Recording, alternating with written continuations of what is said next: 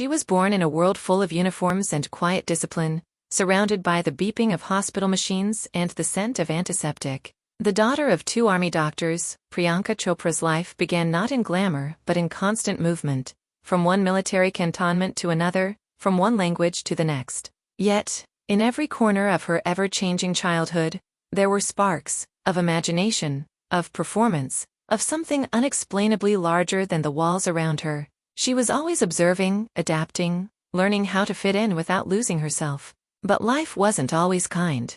As a teenager, she was sent to America, where she thought she would find opportunity. Instead, she met racism, bullying, and the crushing pressure of being different. She was called names, mocked for her skin, and made to feel small in ways words couldn't capture.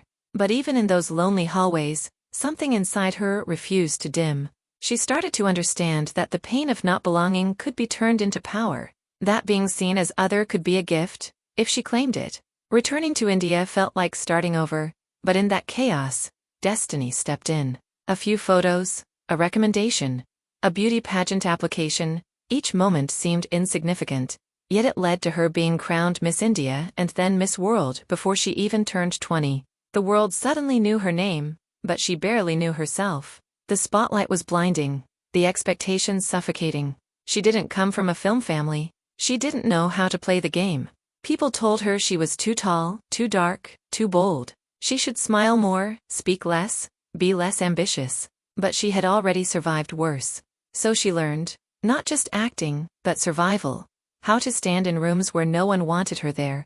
How to prove her worth without begging for it. She gave herself permission to be bigger than the box they tried to fit her in. Film after film, role after role, she turned herself into a force. She was no longer just Miss World.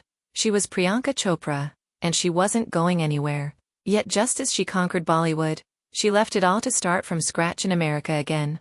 Not out of desperation, but out of a hunger for something more. Hollywood wasn't waiting for her. There were no doors held open. But she knocked anyway. She auditioned like any newcomer. She trained to lose her Indian accent, only to later reclaim it with pride. She worked long days, smiled through rejection, and slowly broke through with Quantico, the first American TV show led by a South Asian woman. Her presence on screen was a revolution, not because she wanted to be a symbol, but because she couldn't be ignored. She wasn't here to fit in. She was here to change what was possible. But behind the strength, there was still vulnerability. She opens up about heartbreaks that broke her spirit, about nights she cried alone in hotel rooms thousands of miles from home, about the unbearable loss of her father, the man who cheered for her louder than anyone else, who called her his little girl even when she stood on global stages. His passing wasn't just painful, it shattered her. And yet, from that brokenness, she built a new kind of strength. Not the strength that fights, but the strength that carries love with it. Love came again in the form of someone she never expected, Nick Jonas. Their relationship wasn't just romantic, it was grounding. A man who saw her not as the icon, not as the brand, but as the girl from Borelli who still carried her father's voice in her heart. Priyanka's story is not just one of fame. It's of reinvention, of refusing to settle, of choosing growth even when it hurts. She shares moments that most celebrities bury, the times she was sidelined, the meetings where she was asked to stay quiet, the scripts that reduced her to a stereotype. And through it all, she kept building, not just a career, but a life filled with meaning. From her humanitarian work with UNICEF to her investments in women-led startups. She doesn't just want to shine, she wants her light to help others rise too. And then, she tells you the most honest truth of all, that she is still unfinished. That no matter how many red carpets she walks, how many awards she holds, or how many continents she leaves her mark on, she is still becoming, still learning, still falling, still flying.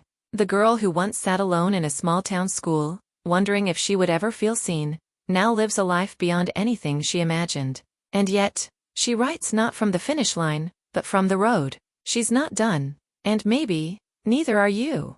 Because if there's one thing her story proves, it's that you don't need to be perfect, polished, or prepared to take the next step.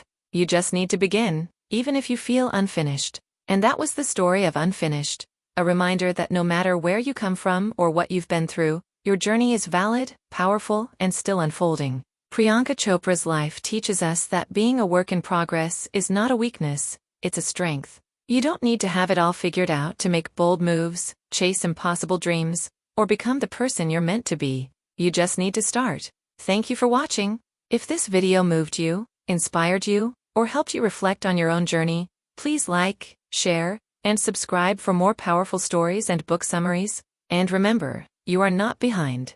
You are just unfinished.